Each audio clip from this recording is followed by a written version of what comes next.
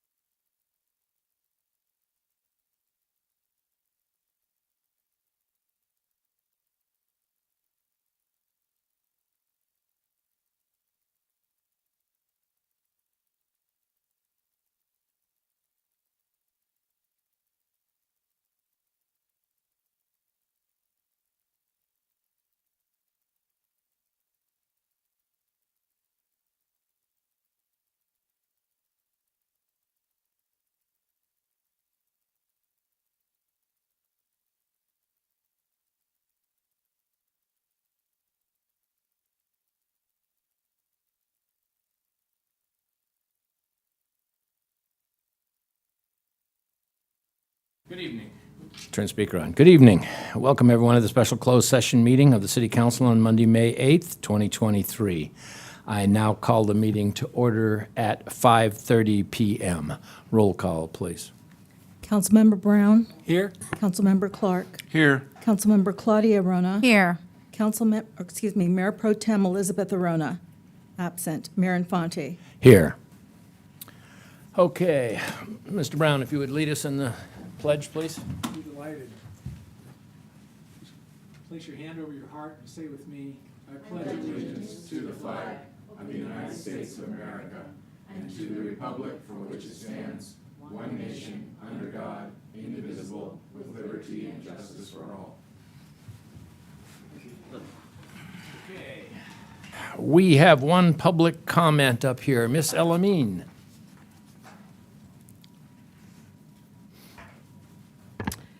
Hello. I'm here today to talk about the closed session, which is the water wheel building. It's at the center of dispute. A developer is suing Solvang over reversal of a permit status for renovation of the Anderson Square. This is another suit brought upon us by the gang of 2018. I guess you know we're adding them up. I think we're up to number 5 now. The main thing about this one is that, well, I guess you guys already know about it because you all work together. I know you don't do Brown Act, but you talk a lot. So I just want to read so that you know I know that although the South Coast property wanted to wait for plan check and lender approval before starting work, the complaint says that the city insisted South Coast move forward with demolition and issue permits to demolish the interiors in April and May of 2018. In September, the city said the revised building plans were consistent with the final plan, and South Coast property obtained a permit to remodel Building A and paid the school district fees. The company then decided to switch contractors due to costs, whereupon the city issued a new permit to demolish Building A, and the construction bid was finalized, the complaint said. In November 2019, the company submitted its revised business plan, construction bid, permits, and approved plans to obtain a construction loan. The bottom falls out. The complaint alleges South Coast Property sent 2 letters to the city of Solvang in late 2019 requesting a pre-construction development meeting, but received no immediate response. That's when everything began to unravel. The complaint alleges that on or about the end of 2019, there was essentially no planning department, it was gone, and or no commission at the city because the city had fired many of them and alleges that there was ongoing internal upheaval in the city. Wow. On December 10th meeting, the architectural team and the contractor were allegedly told by the building official, Stephen Stewart, building inspector Alan Cooper, city manager Zena Bafford, and attorney Chip Woolbrand, that the development plan expired based on the June 24th plan, and therefore the company building permits were invalid.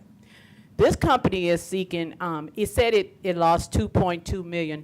So I have no idea how much they're going to file. I'm sure that's coming to you guys. But now you guys want to get into real estate.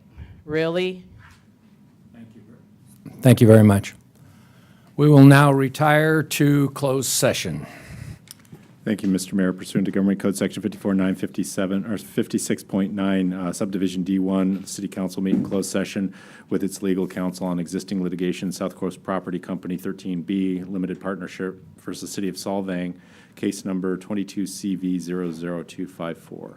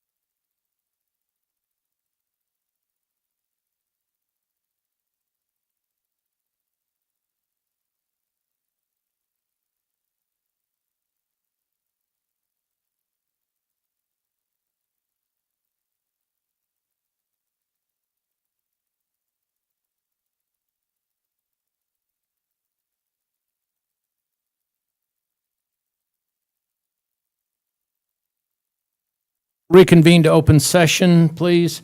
Mr. Attorney, if you would give us the announcement of what happened. Thank you, Mr. Mayor.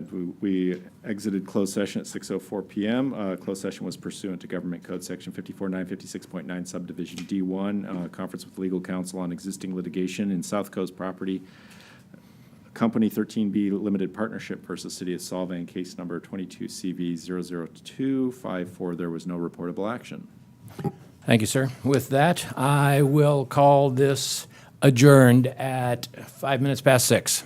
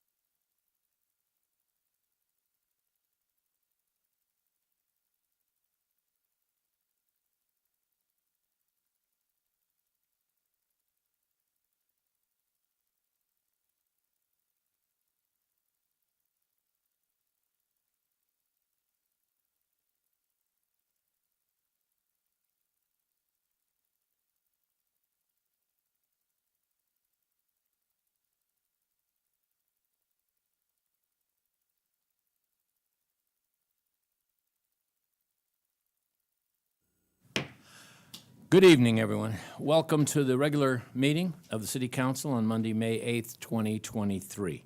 I now call the meeting to order at 6:30 PM. Roll call, please. Councilmember Brown. Here. Councilmember Clark. Here. Councilmember Claudia Rona. Here. Mayor Pro Tem Elizabeth Arona, absent. Mayor Infante. Here. Ms. Arona, if you would lead us in the pledge, please. Everybody, please rise. And repeat after me. I pledge allegiance to the flag of the United States of America and to the republic for which it stands, one nation, under God, indivisible, with liberty and justice for all. Thank you. All right, we don't have any proclamations, so we are going to go right into presentations. And Ms. Clerk, do you want to introduce our guest? Or, Yes, we have Shelby Sim, and he will be talking about the annual San Ynez Valley report. Thank you. Thank you. Thank you, Mr. Mayor. Thank you, Council. It's great to be here. This is my 8th annual presentation here in front of the Solvang City Council, and proud to be here. And if we could get the screen going with the, there we are. Oh, now we're high tech. I'm it's been a looking up couple of there. years since you've been here, Yeah, Shelby. that was live, you're right, absolutely. So real quickly about Visit San Ynez Valley. We started in 2010. We do not receive any monies from the city of Solvang, nor do we receive any money from the city of Buellton or the county of Santa Barbara. We are a hotel association. All of our monies are received directly from the visitor, $3 a night, and we manage that fund. We're governed by a board of directors, 7 hoteliers and 2 members at large. Go ahead and advance. Thank you. There's me, President and CEO, and then we have our Vice President of Marketing, Danielle Loudon-Roos. She probably won't be happy I tell her this, but she just had a baby, and he's very healthy, and yeah, very congratulations to Danielle. And then Brenda Ball is our website and membership administrator. We're very happy and pleased and honored to have her in the house, making our website better every day. Go ahead and go on. Thank you. And this is our board of 2022. We've got Stormy Strickland of Hotel Cork in Hadston. We have Jim Flagg of the Hampton in Buellton. We have Linda Johansson of King Frederick, as well as Pea Soup Anderson's. Dave Mosier of Sunstone Winery. Kathleen Cochran of the Alisal Ranch. Will Henry of Pico in Los Alamos, and then Greer Scholl of Fess Parker Enterprises. Not pictured there is Kimberly Walker of Skyview and Hotel Yanez, and Jonathan Rosenson of First and Oak and Maribel Inn. We paused membership during COVID, and we started charging dues in 2021, and over 93% of our membership came back. Very proud of that. Go ahead and go on. Thank you. And then 2022, we had this incredible campaign, the place to be adventurous, the place to be connected, the place to be together, thirsty. I showed the video last time I presented. Incredible campaign, incredibly successful. And it allows us to talk about everything there is to do in the San Ynez Valley. Thank you. Content forward approach. Again, this is able to use that place to be, but then also able to use it to more integrated, more immersive experiences in the San Ynez Valley. And then, of course, the overall strategy is to come out of COVID and to welcome people here, let them know they're safe, and that we're no longer having to say that, mask requirements. Now we're saying come and have a great time, eat some great food, drink some wine, look at the amazing culture and that kind of thing. Of course, we're still doing drive markets. Thank you for perfect timing. We're still doing drive markets. That is our strength, California, California, California. During the pandemic, Visit California, all they did was advertise within state. So that's why our 2021 was so amazing. But now we have direct flight markets. Our airports continue to grow. So our focus is also on folks that can do easy flight out to Santa Barbara and a 30-minute drive up to the San Ynez Valley. The digital strategy, of course, is to work with our paid media to work with our influencers, work with any kind of fam tours we have out here. And then we continue to drive. Of course, our goal overall is clicks to book, clicks to fill the hotel. Heads and beds is our goal. We do an annual guide, and we did 65,000 copies in 2022. We did the same in 2023. And they are all the way up and down the state at visitor centers. We mail them directly to Southern California, 18,000. And we come out with them yearly. It's an annual guide. This year was our first breakout year from COVID situations, and we did a takeout version during the lockdown. But this year we came out with a new program. We used to go by, we go up a cent every year, but because of costs and supply chains and all, I think we had to appreciate more of what the restaurants could do. So now we do a 30, 40, and 50 opportunity. This was originally conceived 10 years ago to bring folks in at a slow time. It is still that, but it's also a community opportunity for a lot of our front-facing folks who work the front desk, who do the tours, who are bussers and waiters that can't afford to go to our fancy places. This is an opportunity for them to get out and do something. Midweek membership club. We started this during COVID. Last year, we actually used an application and offered 5 $20 coupons to folks that came and stayed midweek at the first quarter of the year, from January 1st through April. And again, incredible opportunity to get folks out. This one here, I think we believe in, I don't think we have numbers up there, but it brought in over $15,000 to our hoteliers. And then we wrapped up the second season of Discover the Santa Ynez Valley. They're on Prime, Amazon Prime, as well as YouTube. And then they showed in all of Southern California. They showed in Orange County, Los Angeles, San Diego, as well as the desert cities. And then here's just a snippet if you're unfamiliar. And there's some sound to that. I'm the host of the show. Beautiful communities with a million things to offer. Delicious food, world-class wine, and more fun than you can imagine. But at its heart is a community of great people with stories to share. Join me and let's discover the Santa Ynez Valley.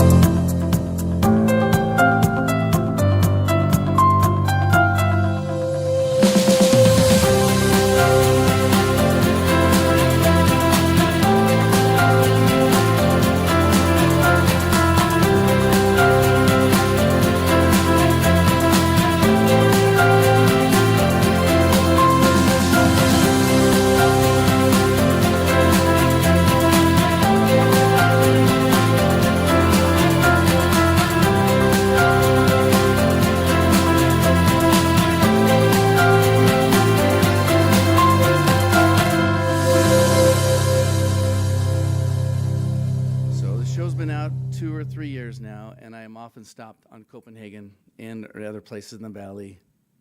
You're the guy from the show. Can I get a picture? And you brought us to the valley, and so it's been a really great thing. And we're gearing up for the third season next year.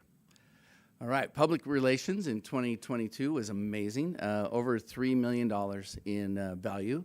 Everything, 562 mentions, and then that value comes from earned media, which means that we're not paying for this. They're writing stories about us from us, just bringing them out, a familiarization tour, and then we're able to calculate the price or the value based on how much that advertisement costs. And there's some of the folks that mentioned us. Pretty cool. These are the highlights. Go ahead and do a slow scroll. Thank you. Go ahead. One more on that back a couple. So we all know we're Santa Barbara's wine country, right? We all know that Santa Barbara has no wine. It's up here in the Santa Ynez Valley. So this is a big deal for us, and it's something we work on all the time to be named correctly, that we are the region for the wine. You don't have to stop and sleep in Santa Barbara. We love Santa Barbara, but you don't have to drive an hour. You can sleep here and be within a vineyard within 5 minutes. So it's a big deal to be recognized that way. Because wine is a big deal, of course, we do pop-ups around the country supporting our wine. This was just something that the festival was canceled 3 weeks before, but we pivoted. We made relationships with some restaurants and some hotels, and we're still able to promote and spend our time there and making folks happy. We have an app. It's called Discover Santinas Valley. You can go and download it to your phone. It's an itinerary builder. It's also available on our website, but also information. We are a membership organization, so this is a member benefit that everybody has. And then grants and special projects. You can see 19, 20, 21, especially 2021, there wasn't much going on. But last year we broke out in our budget. We expect a lot more this year as well, supporting the community and the valley overall in their things that they do. So this is something that is not in the report. This is, we've signed on with a company called Zartico that tracks cell phone data as well as Visa spending. We're still trying to wrangle around. We only have 2 cities. We only have Solvang and Buellton are unincorporated, or more of a challenge for them to figure out. So these are more of just an idea, and we hope to, in our first quarter report for 23, start including this data to provide more insights. But here's some snapshots from 2022. The biggest thing is the spend, right? So compared to the other ones, people are spending more money.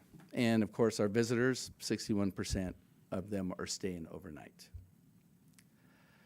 Visitation by neighborhood, you'll see Solvang's got a lot. That's a beautiful casino out there that's bringing that to Santa Ynez.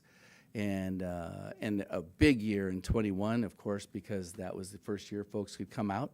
And there was no international travel. It was all within state. It was all drive market. And this is really just to show the big thing that most of our visitors are overnight. That's the green. Most of our visitors are overnight. No big surprises here. 22, after the COVID years of 20 and 21, we're back to our normal highest visitation from Los Angeles, Santa Barbara, the tri-counties, I guess you could say. San Francisco, San Diego, and Sacramento are most of our visitors. And then we brought back taste. We came out big in 2019.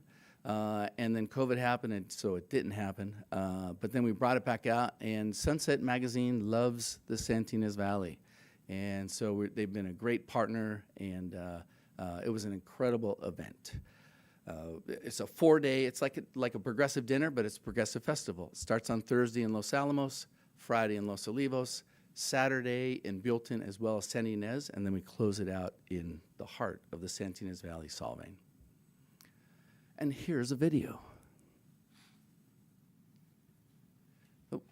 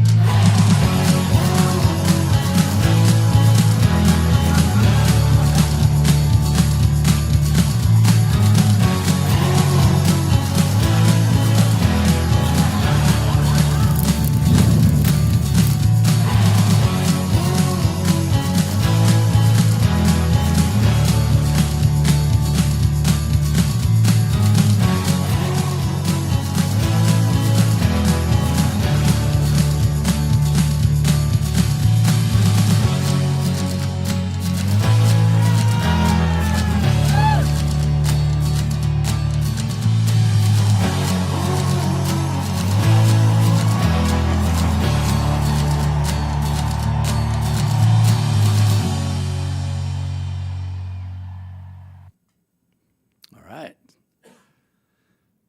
Thank you. So few highlights for 2023. We're expanding into international markets. So there was a time Solvang had a CVB, and they did a lot of international travel. And they haven't done, there is not a CVB. And we never really bothered because our market is Southern California. But as we mature and we get more sophisticated, we want to do more things, and we want to get back out there so folks don't forget us. So we've taken that on. And in 2023, again, we've expanded for the first time into international markets. I was just in Copenhagen a month ago. Go ahead and click on that. For the USA Travel Show. And that is the U.S. ambassador to Denmark. And he had not heard of Solvang. And so I was very proud. Yeah, he goes, "What are you talking about?"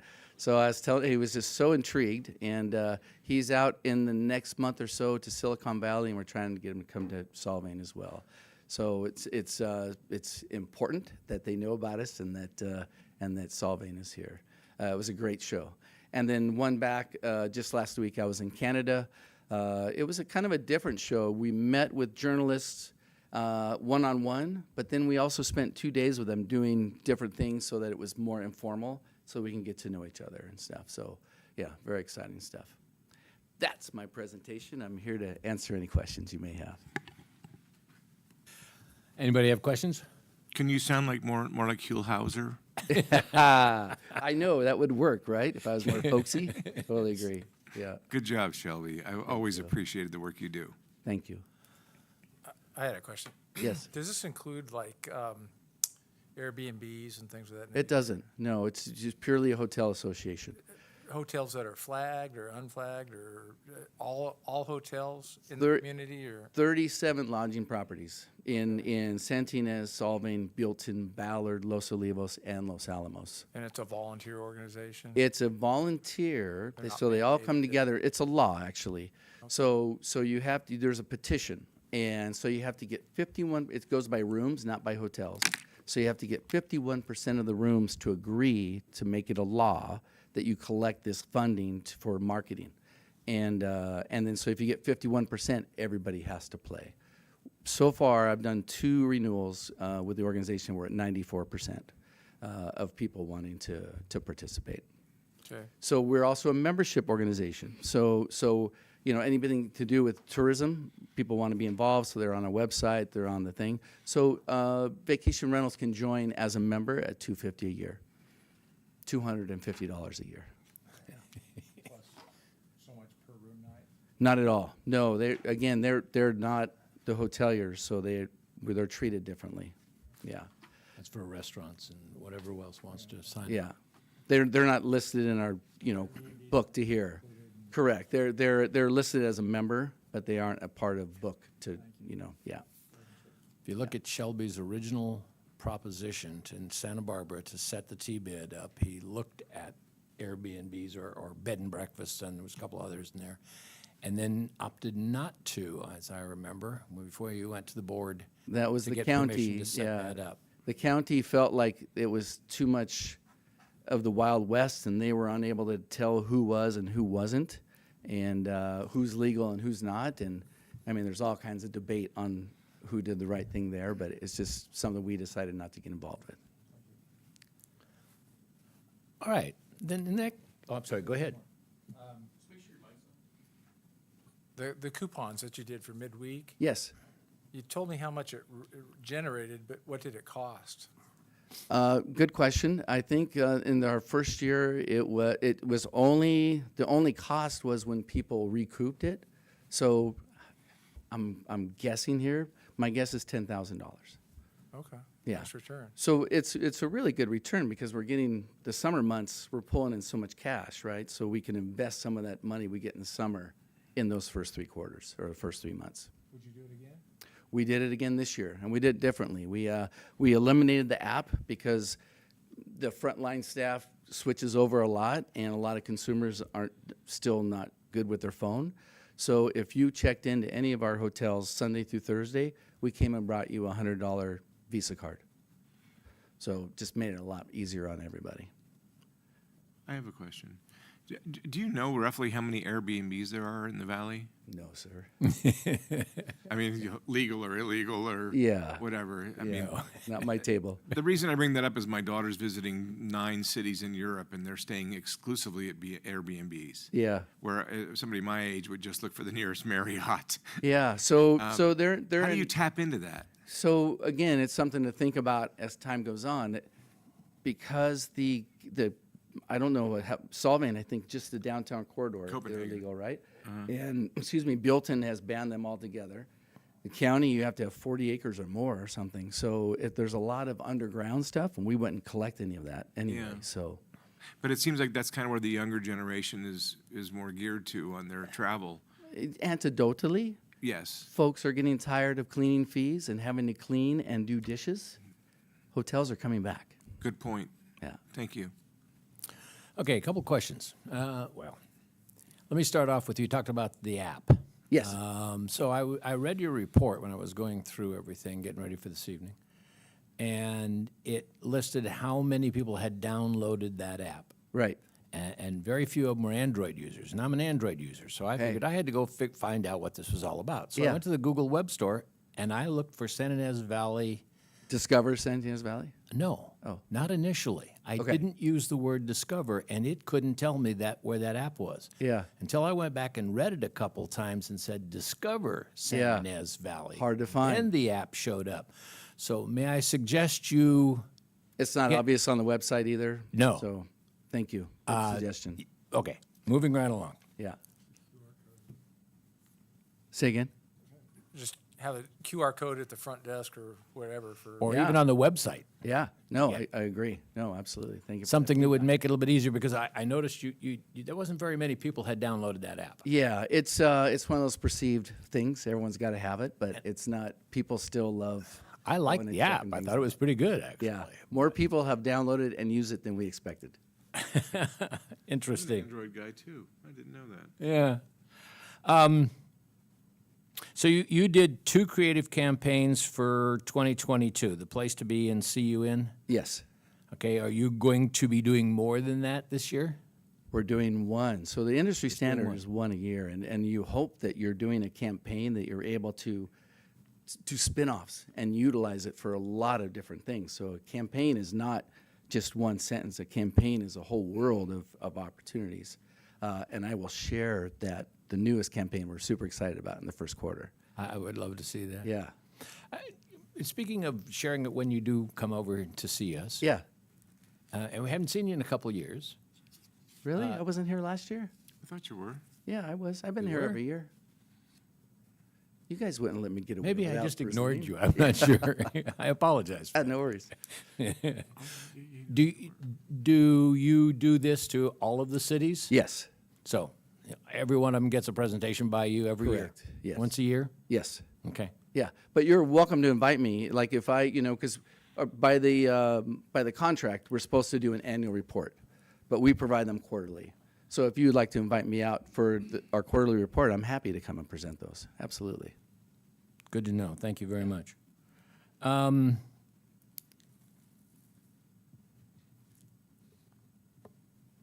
Website page views at 504,000 for a full season seems a little low.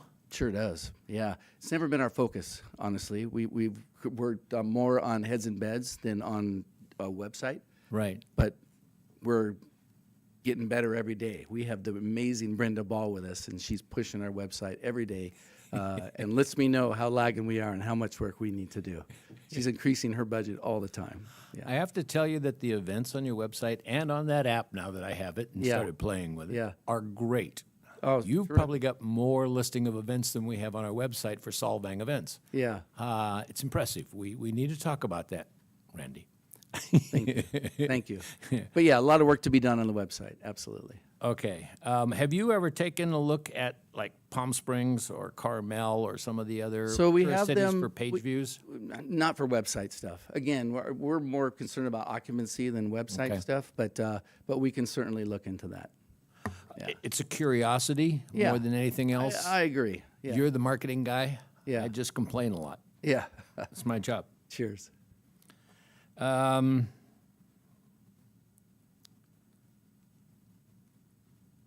Oh, are you going to have another version of the Valley Destination Guide? Every year. Every year? Absolutely. When does it come out? It comes out in December. Okay, so Yeah. it's everything for Advertising next starts year. in August. I really enjoyed some of the videos that you've shown us. I think they were really quite spectacular. But I'm also curious about the midweek event that you had going on and for the restaurant week and things of that Oh, yeah. nature that do bring people in for midweek. Are Right. you going to continue that as well? Absolutely. Okay. Yeah. Yeah. No, that's a community staple. Everyone looks forward to restaurant weeks. Absolutely. And our hoteliers appreciate midweek membership club. Absolutely. Yeah. Yeah. And we figured out the formula this year. Unfortunately, it rained every year, every day. I mean, every day. But it rained every day this first couple months of the year. So it wasn't as effective this year. We had like 35 cancellations from the midweek membership club because of the weather. Yeah. And I noticed in the report you're going to be dealing with this new outfit that's going to start giving you additional data based on, what is it, phone records? Autonomous phone records and visa spending. Yes. Are you going to be able to share that with us? Of course. Because we are going to do our own marketing. Yes, Not that so- we don't like yours, but. Yeah, cheers. but it's not defined by the city. As I told the former city manager, we're valley-wide, so you wouldn't be able to, you could get some information from us, but I would advise you, you're a city and you're defined. Right. They could totally give you guys some good data. Again, we look for the region, not the particular city. We get some broad pictures from the individual cities, but not like what you could get if you did it yourself. I'm on the SPCAG, and SPCAG is doing something very similar for Santa Barbara, for the county. Yeah. And we are going to have access to be able to sort that by city. That's great. So for a year, it's not going to cost us anything, and then who knows what it's going to cost. Yeah. But it's Yeah. going to give us the capability to do something similar. I don't know the name of the organization they're using, though. I Yeah, don't there's remember. 5 or 6 or 7. Yeah, it's a bunch, I'm Yeah, sure. Yeah. Shelby, that's wonderful. Thank you. Anybody else? Last comments? Yeah, I just have a question. Who's visiting the Santa Ynez Valley? What does our visitor look like? You told us where they're coming from, Yeah. but Great what question. kind of people? Super question. Everybody wonders that, right? And who do they direct their marketing to? Boomers. They still have the money. They're the ones that are still out there, and we've got a good 10, 15 years. I'm one myself, so we have 10, 15 years, 20 years left of boomers. The millennials, as exciting as they were, are not going to be what we thought they were. It's going to be, I think it's Gen X is after millennials. I'm not sure. Don't quote me on that. But they're the ones that are going to be richer than the boomers are. They say that they're the ones that are going to inherit everything from their grandma and grandpa, the boomers and that. So our aspirational audiences, of course, are diversity, people of color, and all ages. I heard the other day that Generation A, Who's that? 10 and below, they have grown up with digital. They have grown up with everything. They're the ones telling their parents where to go on vacation. So as far as influence goes, it's going to be the kids that are doing like PowerPoint presentations to their parents on where they should go on vacation and such. Oh. So a whole new thing that we're doing. But our bread and potatoes right now is still boomers. Boomers. Yeah. All right.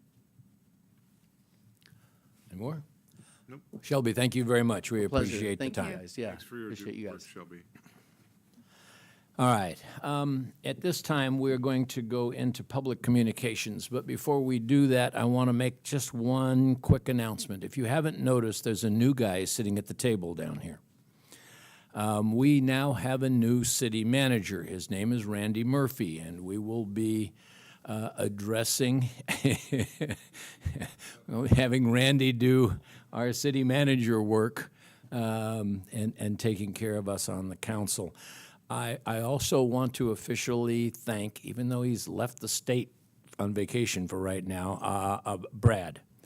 Brad Vidro stepped in, took over, handled everything after the last city manager left, and did a great job of catching us back up, smoothing out a lot of rough areas, and helping us choose Mr. Murphy. So we might be able to want to blame him. I don't know if Randy doesn't work out. We can, blame Brad. Goodness. But I wanted to make that announcement before we proceed. Now, let's go to public communications, and I have a couple of speaker slips. We'll start with Denise Elamine.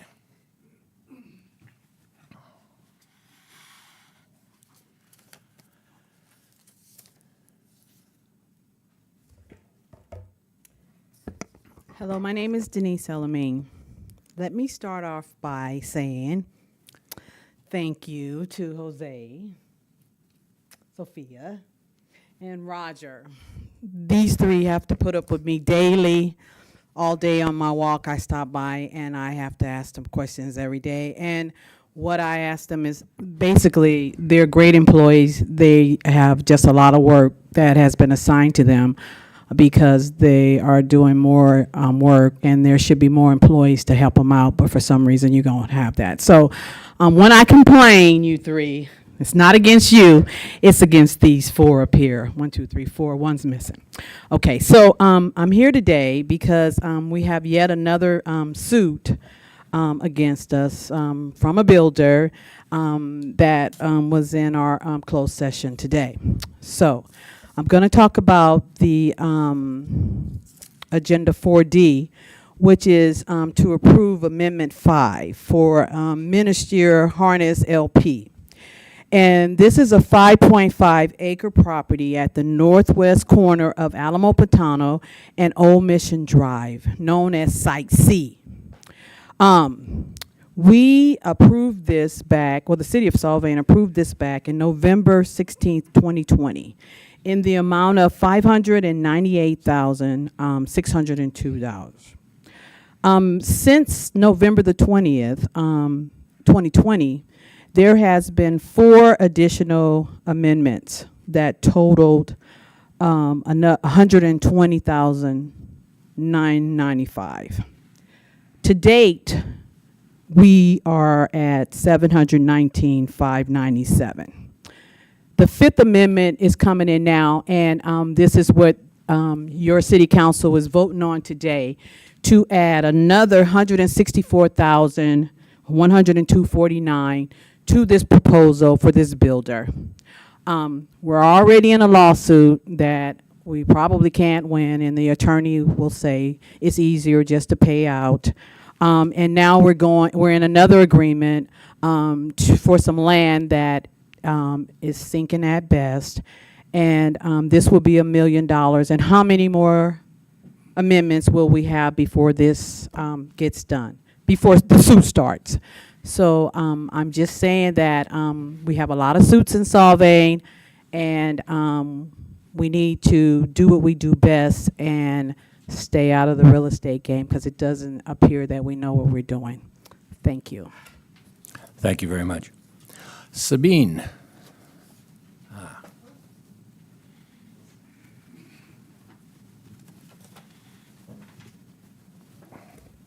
Hi, my name is Sabine. I was up here last time. I felt sorry for you. It was really, really tough. It's what I noticed is it's very easy to come up here, complain, and not have a solution. I don't believe in that. I like to find a solution to the problem. And I just want to show my appreciation. So I actually got you this. Oh, look at this beautiful heart for you guys. One of my favorite candies. The coffee one is the best one.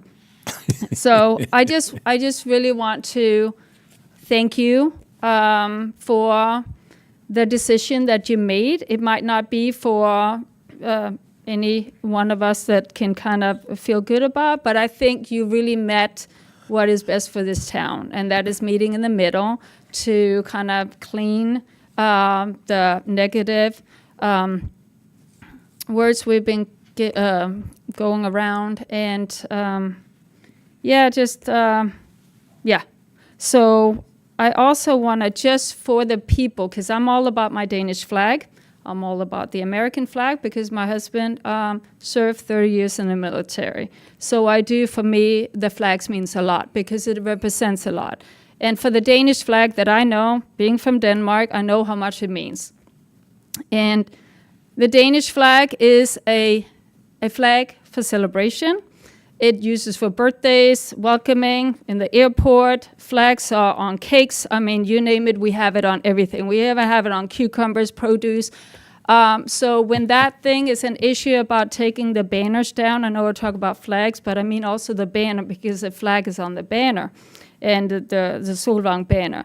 That is, for me, is hurtful. And that's why I actually stood up, and I found a solution to the problem. At least I tried to make that the last one with the Solvang flag and making that little rainbow down below. That way we can meet in the middle, and hopefully we wouldn't have any ruffled feathers for next time that comes up. And then the love of this town, I absolutely love. I love the people. I love the community. I think we're living in a little fancy little Truman Show. So I just want to show you my appreciation for all of you, what you do. So each and every one of you. So you all have to share this one. So you might be first one to pick. So I don't know where to give that to. Give it to her. Okay, That'd be great. thank you. Thank you. Sabine, thank you very much. That's very nice of you. I like the Truman Show reference. Joanne Clark. Did she leave us? She was here. There she is. First, I'm here to thank you for your service to the community. You ran for office at your own expense. You volunteer your time and effort in a job where, unless a miracle occurs, you will never make everyone happy. I'm also here to thank you for ending the controversy that has been so destructive to our community by implementing a wise policy where banners are concerned. Solvang should not be a billboard for political or cultural controversy. Hopefully, this will prevent a repeat of this whole nasty mess we have been experiencing because a group of people disagreed with a decision you came to as a council. Most disturbing was that some members of the special interest group who were asking for kindness, tolerance, and acceptance when they did not agree with the council's decision did anything but exhibit the kindness, tolerance, and acceptance they'd been asking for. Vicious accusations from innuendo to full-scale lies were printed, posted on social media, and spread from mouth to mouth. I know they were lies because I know what was written and said is not true because I know some of these individuals and I know the truth about them. Hateful, vile emails were sent threatening violence. One member of the council had a disturbance at their home. There are more I won't mention because I don't want to be the cause of any more trouble for any of you. I hope we will learn from this disastrous, damaging experience and avoid at all costs repeating any of this whole ugly scenario. Because it was not just individuals whose reputations have been sullied, it is our entire town. We have been painted as a town of haters, non-accepting people, which is a blatant misrepresentation. Solvang is not a racist community. It's not a homophobic community. It's not an unwelcoming community. Are there ignorant people here who think like this? Yes, there will always be ignorant people who think like this, but that is not the majority of people here. It isn't even a minority. Let us be vigilant, learn from this experience, and avoid these kinds of conflicts in the future. If they could respond, as I'm pretty sure the council would agree, that if you want to know what they think or believe or their stand on any kind of issue, talk to them, call them, email them. Get your information from them. False information and accusations are irresponsible, unfair, and even dangerous. Solvang is a uniquely special place. People here are, for the most part, good, caring, service-minded, and welcoming. When asked by a business associate once when he was moving here how he could get involved in the community, I thought about it and I told him, church, schools, and service organizations. That's what we do here. That's the kind of people we have here. Let's get these attributes into print on social media and mouth to mouth so people will get a true sense of who we really are. Thank you. Thank you very much. I have a Philip Gearlock. I think his wife just walked out the door. I didn't see Philip. Mary Gearlock? Yeah, her name was down here as well. Yeah, she left when Joanne was speaking. Yeah, I saw the lady leave. I didn't know who she was. Okay. We'll give that a minute and see if she shows up. All right.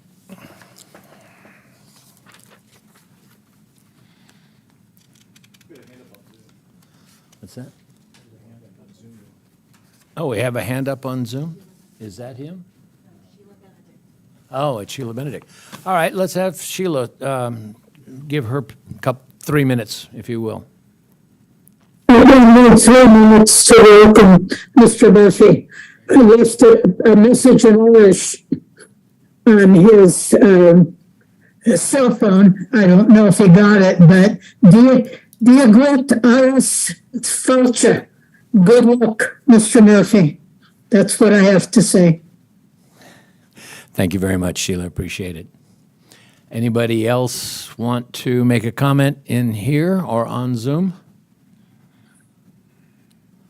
Okay, I assume that we lost Gerlach, so we will continue on.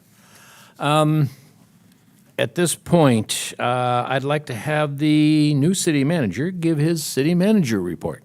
If you would, please, Randy. Okay, thank you very much. I wanted to express my appreciation for the welcome that I've received from the community and the staff. I've been here, this is my 7th day now. I'm drinking from the fire hose, as I talked about during my reception last week. So a few things I wanted to share. I attended the car show with the mayor a couple of Saturdays ago.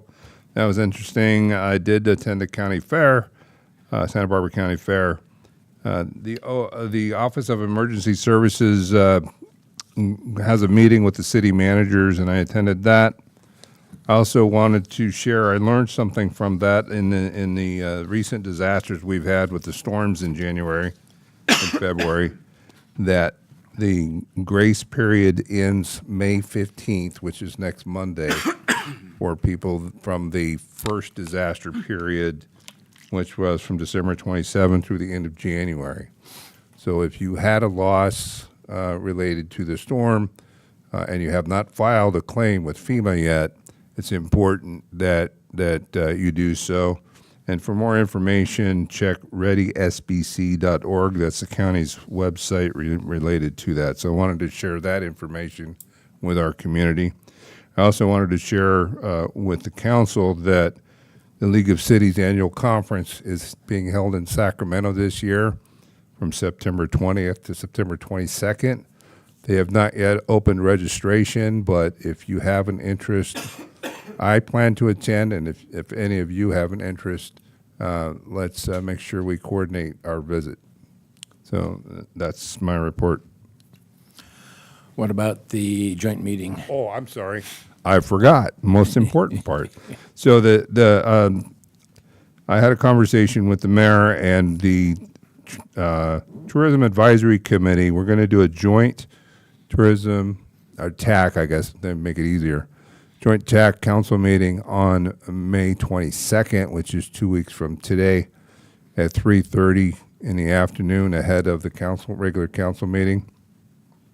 I'm soliciting ideas or agenda items from both the council and the remaining committee members to have on that agenda, and it will be here in the council chambers. It is open to the public, and so that agenda will be distributed in the normal fashion.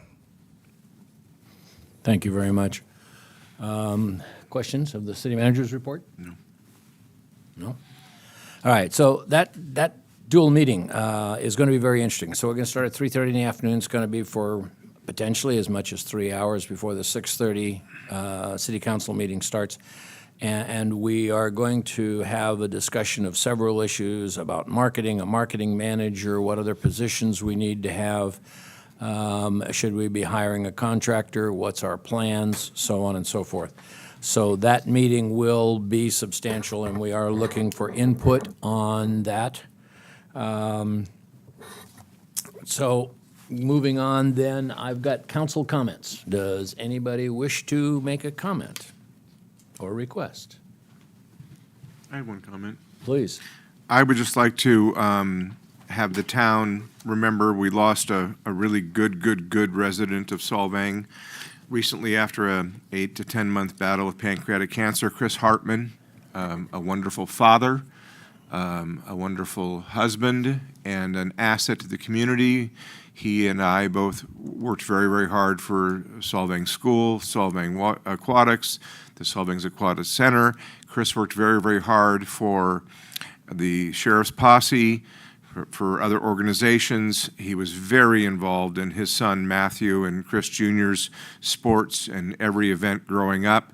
Very involved father, loving husband to Karen.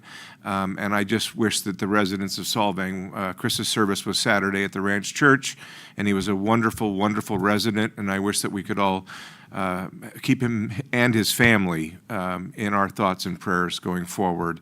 A sweet, wonderful, wonderful guy we lost recently, and a great community member. So Chris Hartman, God bless you and rest in peace. Thank you very much. Any other comments? Okay, in that case, let's move on to the agenda with the consent items. City Clerk, if you would present that to us, please. Consent is for routine administrative city matters and is approved with one motion. These items are discussed only on request of council members. Members of the public were afforded an opportunity to speak during the public communications portion of this agenda. Okay, so we have 4 items on here. Does the council, anybody in the council want to pull any of these items? Okay. In that case, can I have a motion to accept the consent agenda? Move to approve? Second. Roll call, please. Councilmember Brown. Yes. Councilmember Clark. Yes. Councilmember Claudia Arona. Yes. Mayor Pro Tem Elizabeth Arona, absent. Mayor Infante. Yes. Motion passes 4-0. Okay. Let's go to the discussion items. Number 6. We'll go to 6A, please, if you would introduce that to us. Discussion and possible action to receive Planning Commissioner Rodriguez's resignation and provide direction to staff regarding Councilmember Brown's appointment to the Planning Commission. Staff report? If she can get the button on. Sorry. Yes, sir. So we received a resignation from Commissioner Rodriguez on April 19, 2023. He was appointed by Councilmember Brown in January at the meeting where you filled vacancies. According to the municipal code, vacancies shall be filled in the same manner as set forth in subsection A of this section by appointment by the city council member making the original appointment for the unexpired portion of his term. So that means that Councilmember Brown is responsible for filling this vacancy. Included in the staff report is clarification about how long the term would be. So Commissioner Rodriguez had just started his term, and so the new commissioner would fill it until December 31st of 2024. So a good year and a half almost. And in order to serve on the Planning Commission, members must be legal residents within the city at the time of their appointment and during their tenure in office. So in thinking about the process for filling the vacancy, staff thought through 2 possible options. One is we had 8 people who applied to be appointed to the Planning Commission in January. Only 3 were not appointed to the Planning Commission. So there were 2 people, Denise Elamine and Scott Gold, who are not sitting on any bodies, and then Jennifer Dryden-Hess, who is a member of the Design Review Committee. I've spoken with all 3 individuals, and they are interested in being considered. And then, Jennifer Dryden-Hess would vacate her position on the Design Review Committee, and then we'd have to fill that vacancy. The other option is that we utilize the same process that we utilized for nominations in January, meaning that we would make the same applications available for approximately a month until Friday, June 9th. And then we do significant outreach to get as wide outreach as possible. And we would bring the applications before you at your meeting on June 26th, which would allow the vacancy to be filled in time for the July 3rd Planning Commission meeting. And our recommendation is that you include the 3 applications of folks that weren't selected for the Planning Commission in that pool of individuals. And those individuals can also choose to fill out the application again should they want and should any information have changed. And that is my staff report. Questions of the staff report?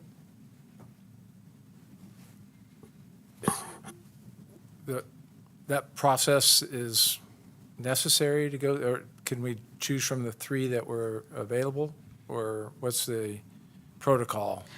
My understanding is that there is not a process outlined in the code besides the fact that vacancies shall be filled in the same manner as set forth in subsection A, which means that you would be selecting them. So I don't think we have to go back to doing the application process. We can utilize the applications that we have available of people who are interested in still serving on the Planning Commission. Okay. That being said, I'd like to just go ahead and make an appointment, and for the consideration of the board, Scott Gold. And I'd like to just move it forward. We don't need to go. Scott's the next We don't planning need- commissioner. He would take Mr. Rodriguez's place. Yeah. That'd be my recommendation. I would second that. Does a formal motion need There's to- no formal motion Yeah, it's needed not a because the formal- code allows the council member who had the vacancy to go ahead and appoint. I think what Councilmember Brown was just pointing out is that would be his choice. So there's no formal motion necessary by the council if that's the way the council wants to go. Okay, I Do thought we the have any council had to agree on it. on this?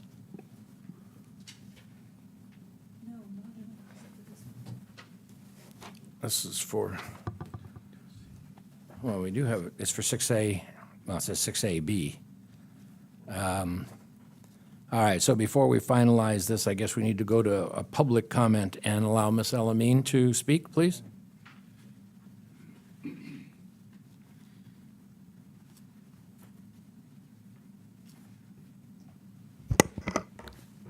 Hi, my name is Denise Elamine, and I think I'm the only candidate here, but I guess that doesn't matter. I was coming because I did submit my name to all of the boards, and no one has picked me yet. But I'm used to this. I was never picked on teams in school, so it doesn't hurt my feelings at all. Believe me, I'm looking forward to that. I appreciate it. But I will keep coming and keep applying, and I'll let you know soon, and very soon I will win. And when I do, you guys already know what's coming at you. So I appreciate this. I will keep applying. I will keep showing up, even though you don't have to show up to be appointed in Solvang. I really appreciate each and every one of you, whatever you do and how you do it. I really appreciate it. As long as we keep respect to one of us, each other, then I'm okay with it. Thank you very much. Thank you very much. And Okay. Mr. Mayor, I should correct what I said before. It does say that the council has to ratify, so a formal motion in that case would be appropriate. I apologize for that oversight. Yeah. Thank you. Oh, no, I'm still on Central African time, so I'll rely on that one. Okay, so can I get you, Mr. Clark, to repeat your motion, please? Well, You've got the motion, actually, don't you? My motion is to appoint Scott Gold for the vacancy in the planning department. and I'll second that. Roll call vote, please. Councilmember Brown, Yes? Councilmember Clark, Yes. Councilmember Claudia Arona. Yes. Mayor Pro Tem Elizabeth Arona, absent. Mayor Infante. Yes. Motion passes 4-0. Thank you very much. Thank you. Let's go to item 6B then, and Ms. Clerk, if you would introduce that item to us, please. Discussion and possible action to adopt resolution number 23-1217, a resolution of the City Council of the City of Solvang, California, initiating intention of the annual assessment for the Solvang Mesa Landscape and Lighting Maintenance District number 2004-1 for fiscal year 2023-24. Staff report, please.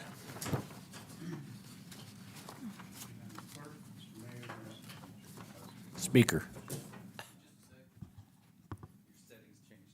Oh. Okay, let me get out of this. Where was it? I'll start the slide. Pardon us, folks, while we go through some technical adjustments. Oh, there we go. Okay, there we go. That should work. Okay, thank you. Thank you, Madam Clerk, Mr. Mayor, members of City Council. This is the presentation for the Solvang Mesa Landscape Lighting and Maintenance District renewal for this year. This is a two-part process. This is the initiation of the process, which is a resolution of initiation. So for those who don't know, I think probably our new city manager is probably the only one here that doesn't know where Skip Mesa is. But this is the subdivision up there. Just here, where's my mouse go here? Of course, now reset everything. So here's Mission Drive as you're coming into town from Buellton. This is Skip Mesa Drive, and it comes up. So this is it's the whole subdivision here, and this is the only subdivision that has a landscape and lighting and maintenance district. So the assessment process, the costs and the budget were reviewed and established for next year, and we developed a preliminary engineer's report. Tonight's action is the adoption of the initiation resolution, which initiates the preliminary engineer's assessment report. It approves the preliminary engineer's assessment report and then sets a date for the public hearing, which will be the next council meeting, May 22nd, 2023. At the next meeting will be the adoption of the assessment resolution. Assessment engineer coordinates. At that point, the assessment engineer coordinates with the tax assessor's office and sets the assessment on the tax roll. And then the funds that are collected are transferred to the city, and the city pays the bill for the landscaping maintenance and the lighting bill and the water bill and everything else. So we recommend for fiscal year 23-24 an assessment of $1,360.80 per parcel, and that's annual. That is a 5% increase from last year, 22-23.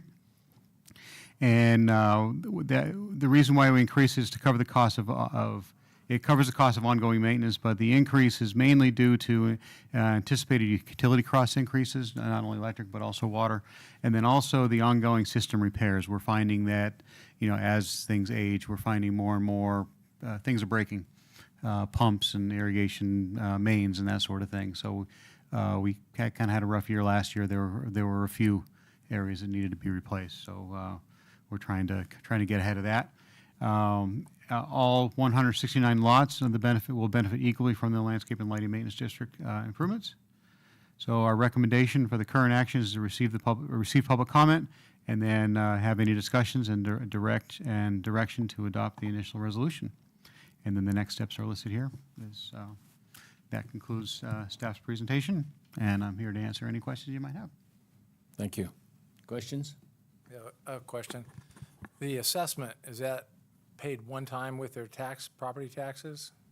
Or is it, or are we collecting for that from the county? It is collected, I believe it's twice a year with their property taxes. Okay. A lot of people, they have escrow accounts, so they just pay it in their monthly bill, and then it gets, however they choose to do it. I'm not, we don't tell them how to do their finances, but it is collected twice a year.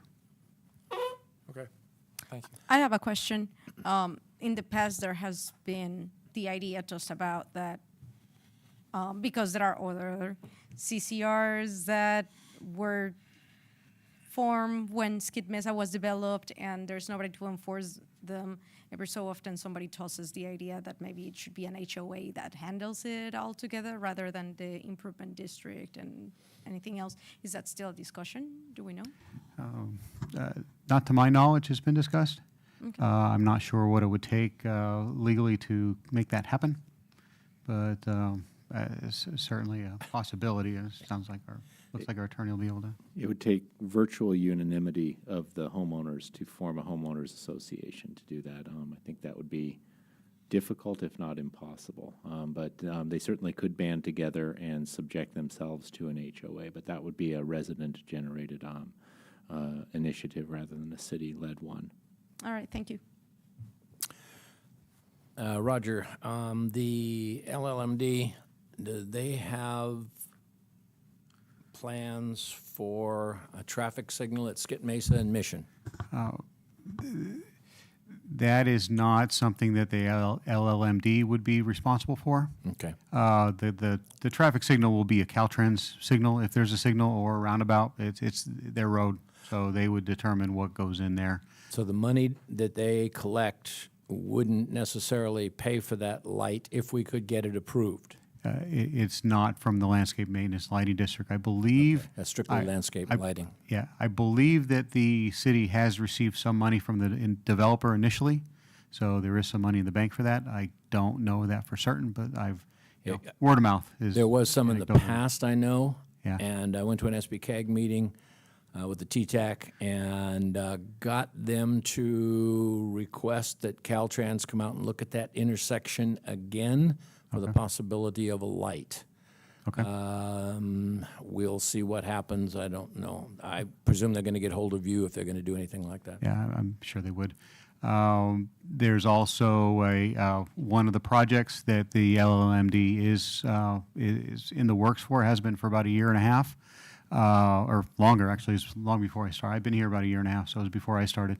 But there is a couple of streetlights that are going to be added, one at the intersection. Right. I've been working with one of the residents, Greg Milan, I think is his last name.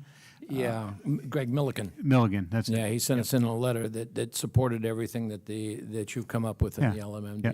And so I got something to him because the light down at the bottom of the intersection, the request, as I've been meeting with him out in the field, is to kind of throw the light out a little bit, not have the standard stand up and down pole type light that they have throughout the neighborhood. So I got some cut sheets from PG&E, got them to him, and he's posted them on Facebook. But that project looks like the design's completed, and barring any other emergency that PG&E has to spend all their resources to go and address, they're telling me August or September is when they're going to be able to construct that. Excellent. Excellent. Thank you. Any more comments? This does not include road repair or maintenance of streets? No, this does not include that. We did recently finish a slurry seal, and that was accomplished with our SB1 funds and Measure A funds for the city. So we did this neighborhood and Creekside neighborhood, and then not this coming year, but the following year will be another couple of neighborhoods that we'll be looking to do some slurry seal. Thank you. We're using city funds to do the slurry seal, not the LMMD stuff. Yeah, the LLMD is just the landscape Lighting. and lighting, and that maintenance for those items. Thank you. Public comment. Ms. Elamine, you put down 6A and B. Did you want to speak to this one? Yeah. Okay. No, I don't mind.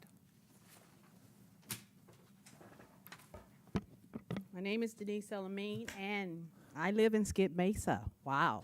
I've been there 9 years. And the only reason I'm there is because nobody had to vote me in. I bought a house.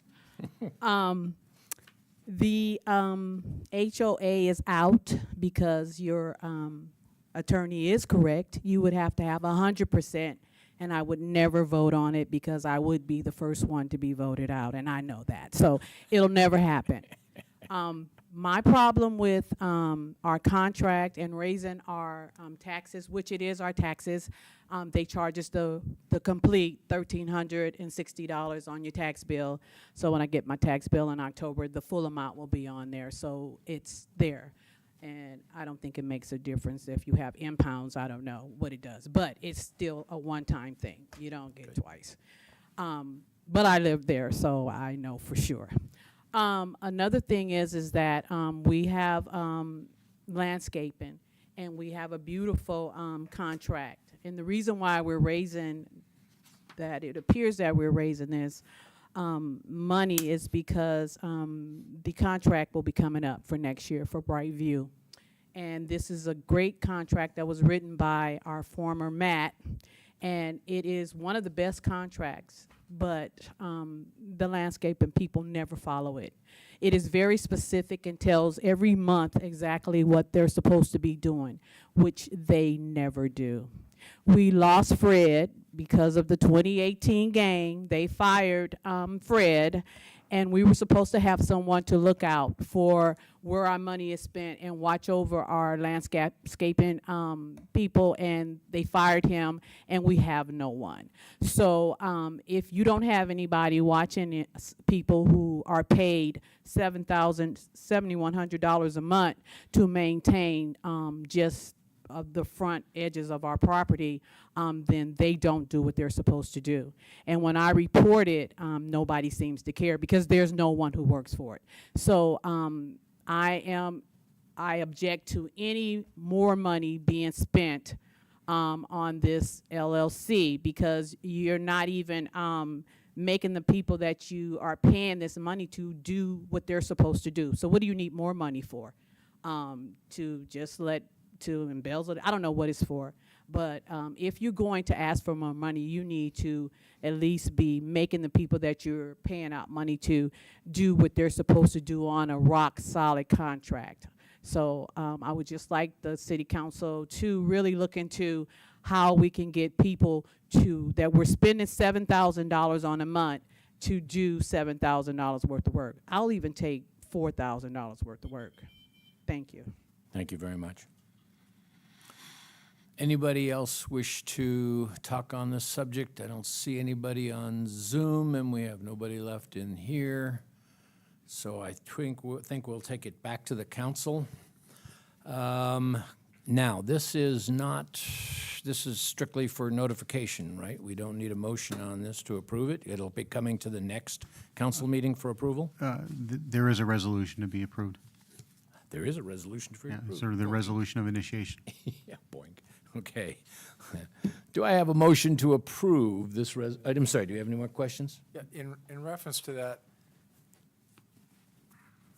how do you hold your vendors accountable for services? I assume it's a vendor that's doing that maintenance work? It is a vendor. It's an organization called Brightview. They've had a contract for the last 4.5 years. They have taken over the management of that contract. They do have a full crew out there for 3 days a week, and they do maintain everything that's out there. What Ms. Ellermean is referring to is there are certain items that are listed on a schedule in the contract, and I know they are getting to some of those that I have a meeting with them on Friday of this week. Okay. So, we routinely meet with them and kind of go over what's up next and where they're headed. And you find them to be reputable and do what they say they'll do? Generally, yes. Okay. Generally. I like that. Any other comments? CYA. Yeah. Thank you, Richard. In that case, we need a motion to adopt this resolution 23-1217. I'll make that motion. I'll second that motion. Roll call, please. Councilmember Brown, Yes? Councilmember Clark, Yes. Councilmember Claudia Arona, Yes. Mayor Pro Tem Elizabeth Arona, absent, Mayor Infante. Yes. Motion passes 4-0.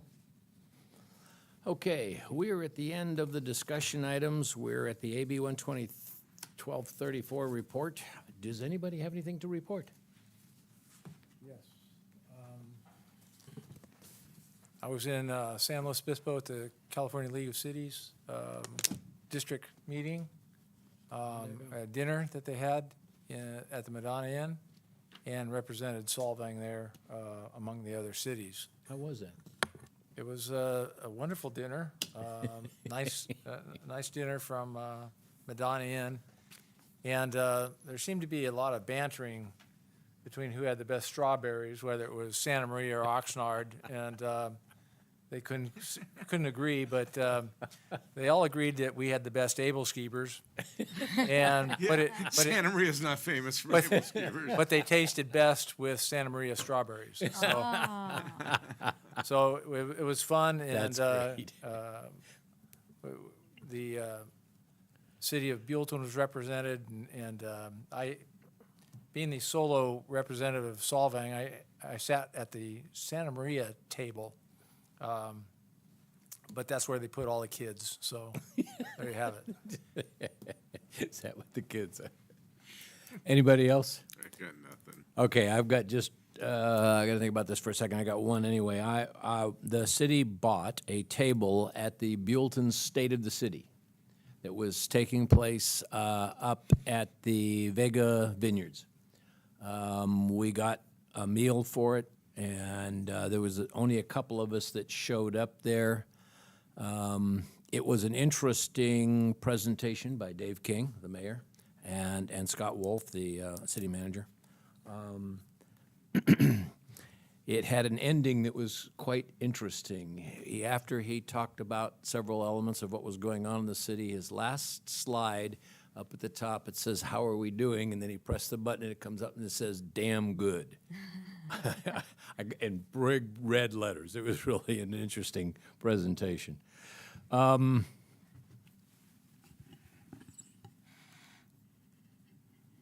Mayor, Remember- can I ask a question?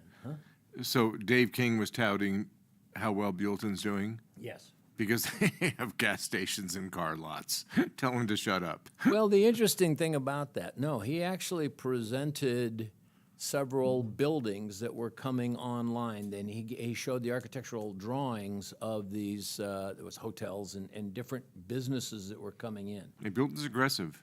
They're doing a lot in that city. They'll shortly have more hotels rooms than we do, if Yeah. they don't already. Yeah. I meant to ask Shelby that. But they were doing, it was a good presentation. The mayor did the primary presentation, and the city manager answered all the questions, which there weren't too many because it was a good presentation all the way through. I'm trying to think if there was anything else that I attended that would be in the 123 4 reports. I guess not.